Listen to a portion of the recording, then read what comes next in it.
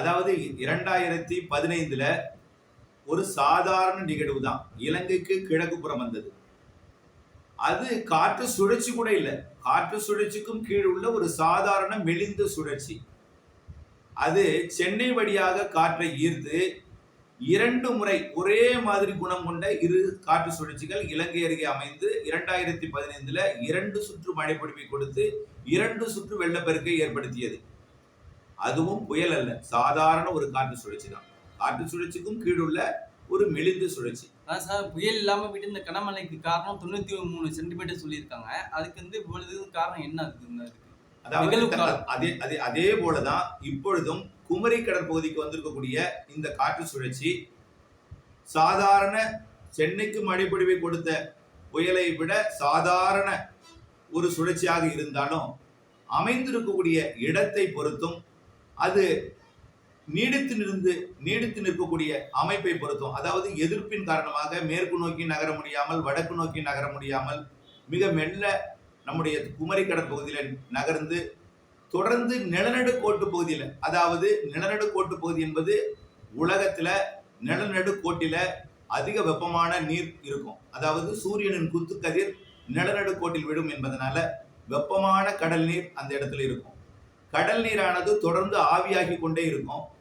தென் துருவத்திலிருந்து, அதாவது தென் அரைக்கோள பகுதியிலிருந்து வரக்கூடிய காற்று இந்த ஆவியை எடுத்துக்கொண்டு வந்து இந்த காற்று சுழற்சியில் நுழைவதன் காரணமாக, அதாவது அதிக நீராவியை கொண்டு வரக்கூடிய காற்று குமரி முனையில நுழைந்து திருநெல்வேலி, தூத்துக்குடி மற்றும் தென்காசி மாவட்டங்களுக்கு மழை பொழிவை கொடுக்கும் வகையில வட இந்திய குளிரலையும் கிழக்கு காற்றலையும் குளிர்வித்து தொடர்ந்து ஒரே இடத்தில் நீடித்துக் கொண்டிருந்த காரணத்தினால தொடர்ந்து நீராவி காற்று தென் அரைக்கோளம் நிலநடுக்கோட்டு பகுதியிலிருந்து தொடர்ந்து வந்து கொண்டிருந்த காரணத்தினாலும் குளிர்விக்கும் காற்று தொடர்ந்து கிழக்கு திசையிலிருந்தும் வடக்கு திசையிலிருந்து வந்து கொண்டிருந்த காரணத்தினால தொடர் மேக உற்பத்தியானது நடந்து கொண்டிருக்கிறது இப்பொழுது கூட. ஆகவே புயலோ அல்லது காற்று சுழற்சியோ ஒரு கணக்கில் வராது. இருக்கும் நிகழ்வு சாதாரண நிகழ்வாக இருந்தாலும் அது எத்தனை மணி நேரம் நீடிக்கிறது, அது காற்றை எந்த பகுதியிலிருந்து ஈர்க்கிறது, வெறும் குளிர்காற்று மட்டுமந்தால் அது மழை தராது.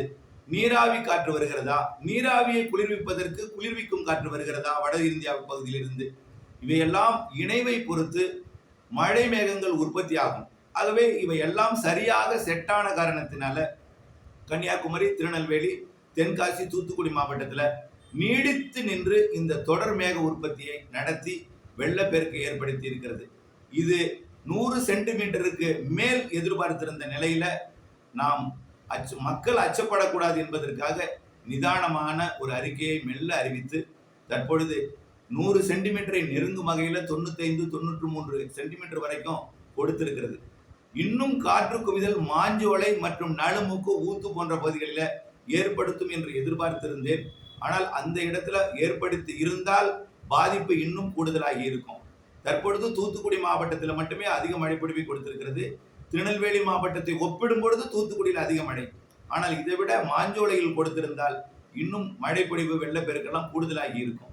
ஆகவே கண்டிப்பாக இந்த மழை பொழிவுகள் வரும் காலங்களில் இதே மாதிரியான ஒரு சாதாரண நிகழ்வால் கூட ஏற்படலாம். புயல் பெரிதாக இருக்கும். சில ஆண்டுகள்ல மழை பொழிவே கொடுக்காமல் போயிருக்கும். குளிர்ந்த காற்று மட்டுமே வந்ததும் தெரியாமல் போனதும் தெரியாமல் போன புயல்கள் எல்லாம் உண்டு. இது காற்றை பொறுத்து, காற்று குவிதலை பொறுத்து, காற்றோட அமைப்பு, குவிதல், செட்டிங், என்னென்ன காற்று வருகிறது இதை பொறுத்து தான் மழை பொழிவு அமையுமே தவிர புயல், காற்று சுழற்சி என்று வேறுபாடு பார்க்க முடியாது. காற்று குவிதலை வைத்துதான் மழை பொழிவு அமையும். சார், ஒன்றும் இல்லை, போயிட்டு சென்னை போன்று தென் மாவட்டங்கள் பாதையற்ற நிலைமை உருவாகுமா, மழை நீடிக்குமா? அதாவது தற்பொழுது தென் மாவட்டங்கள், அதாவது குமரி கடற்பகுதியில் நீடித்துக் கொண்டிருக்கக்கூடிய இந்த காற்று சுழற்சி குமரி கடற்பகுதியை விட்டு மேற்கு நோக்கி நகர்ந்து கொண்டிருக்கிறது. இது இன்று நள்ளிரவு, நாளை அதிகாலை அரபிக்கடல் பகுதிக்கு நகர்ந்து சென்றுவிடும். இருந்தாலும் மிக வேகமாக அரபிக்கடலில் நகர்ந்து அது லட்சத்தீவு பகுதிக்கோ அல்லதை தாண்டி அரபிக்கடலின் மைய பகுதிக்கோ உடனடியாக சென்று விடாது. கடுமையான எதிர்ப்பின் காரணமாக போராடித்தான் அது மேற்கு நோக்கி நகர்ந்து கொண்டிருக்கிற காரணத்தினால, அதாவது வளிமண்டல மேலடுக்கில் ஏற்படக்கூடிய எதிர் திசை காற்று, அதாவது இந்த சுழற்சிக்கு வரக்கூடிய காற்று தெற்கு, தென் கிழக்கு, கிழக்கு, வடகிழக்கு திசையிலிருந்து சுழற்சிக்கு காற்று வருகிறது. 5800 மீட்டர் உயரத்தில் இருக்கக்கூடிய இந்த காற்று சுழற்சிக்கு கிழக்கு, தென்கிழக்கு, தெற்கு, வடகிழக்கு திசையிலிருந்து காற்று வருகிறது. 3000 மீட்டர் உயரத்துல எதிர் திசை காற்று, அதாவது தென் மேற்கிலிருந்து வடகிழக்கு நோக்கி காற்று பயணித்துக் கொண்டிருக்கிறது. இதை சுழல விடாமல் சுழலும் பம்பரத்தை தலையை பிடித்து அழுத்துவது போல ஒரே வேகம் கொண்ட, இது 45னா மேல் பயணிக்கக்கூடிய அதே காற்றின் வேகமும் 45-50 தான். ஆகவே செயலிழக்க விட செய்யாமல் எதிர்ப்பை ஏற்படுத்தி கொண்டிருக்கிற காரணத்தினால மெல்ல மேற்கு நோக்கி நகர்ந்து கொண்டிருக்கிறது. இது தொடர்ந்து கன்னியாகுமரி, திருநெல்வேலி, தென்காசி மாவட்டத்திற்கு இன்று இரவும் நாளை அதிகாலையும் மழைப்பொழிவை கொடுத்து, போராட்டத்திற்கு பிறகு நாளை மதியத்திற்கு பிறகு அரபிக்கடலில் லட்சத்தீவு பகுதிக்கு சென்று முற்றிலுமாக செயலிழந்துவிடும்.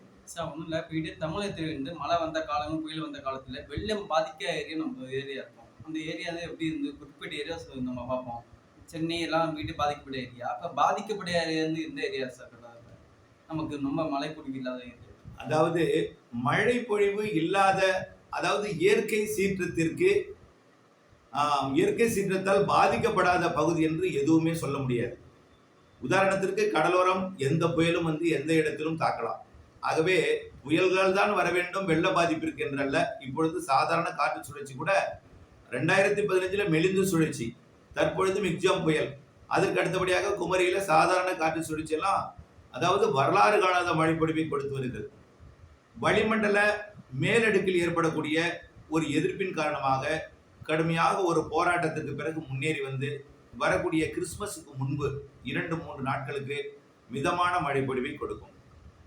அந்த நிகழ்வு கொடுத்த பிறகு இடையூறாக இருக்கக்கூடிய வளிமண்டல மேலடுக்கு இடையூறு விலகி கிறிஸ்துமஸுக்கு பின்பு அந்தமான் மற்றும் சுமத்ரா தீவு இடைப்பட்ட பகுதியில் உருவாகக்கூடிய ஒரு காற்று சுழற்சி தீவிரமடைந்து இன்னும் மழை சரியாக பெய்யாத பற்றாக்குறை மாவட்டங்களாம் டெல்டா மாவட்டங்கள் புதுக்கோட்டை, திருச்சி, அரியலூர், பெரம்பலூர், கடலூர், புதுச்சேரி, விழுப்புரம், கள்ளக்குறிச்சி, திருவண்ணாமலை, திருப்பத்தூர், வேலூர், ராணிப்பேட்டை, கிருஷ்ணகிரி, தர்மபுரி, நாமக்கல், சேலம், கரூர், திருச்சி, திண்டுக்கல், திருப்பூர், கோயம்புத்தூர் ஆகிய மாவட்டங்களுக்கும், புதுக்கோட்டை மற்றும் தென் மாவட்டங்களின் பற்றாக்குறை மாவட்டமாம் சிவகங்கை, ராமநாதபுரம் வடக்கு, மதுரை மாவட்ட பகுதிகளுக்கும் மழைப்பொழிவை கொடுப்பதற்காக இம்மாத இறுதி நிகழ்வு அமையும் என்று எதிர்பார்க்கப்படுகிறது.